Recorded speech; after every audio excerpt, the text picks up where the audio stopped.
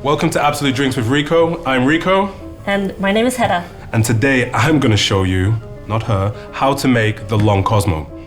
This isn't exactly a spirit-forward martini, not really the effect of citrus juice, but you don't notice that there's no citrus juice in there. But other than that, this is a build drink directly into the glass. But before that, don't forget to like and subscribe down below. Do you wanna make one with me? Yes. Please take first up your beautiful highball glass. It is a beautiful highball glass. It's absolutely stunning, Bruce. And what we're gonna do, we're gonna go, as usual, cheapest ingredients first, a nice small amount of simple syrup, just 1:1, and we only need 5 ml. We're gonna measure out 5 ml in our cup, but if you don't have a measuring cup or jigger, 5 ml is roughly around a teaspoon, or if you have a bar spoon at home, 1 bar spoon. Next up, triple sec. We're gonna want 25 ml going straight in, like so.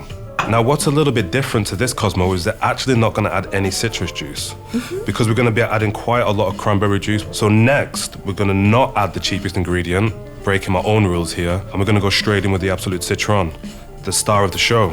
And we want a nice 45 ml. The magic number. The magic number. Now we're gonna add the ice. Ooh, I can add the ice. Ice me up, please. Thank you very much. Now, if you're wondering why we're adding the ice right now, we don't want to fill the glass up and then try and add the ice afterwards because we might overflow or we might not get enough ice in. So get all the ice in and then just top up with your favorite cranberry juice. Just like that, Miss Bruce. Thank you. Beautiful. We want to stir it just to make sure all the flavors are combined. You can use a professional bar spoon or just use a teaspoon. You can use the top or the bottom. I think we need some garnishes. Could you prepare 2 different types of orange garnish for us? Yeah. I think we should have like a nice little slice, like a half wheel. Yeah. And some zest, because you can do either or. Half wheel. Oof, that is pretty. Zester. That's a good zest. It smells delicious. And just put them in however you want it. I'm gonna zest my drink. Ooh. So you take the oils out of the skin of the orange and just put it in. And there we have, guys, the Long Cosmo.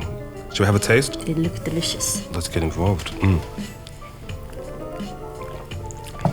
Very close to the Cosmopolitan, like the original, I would say.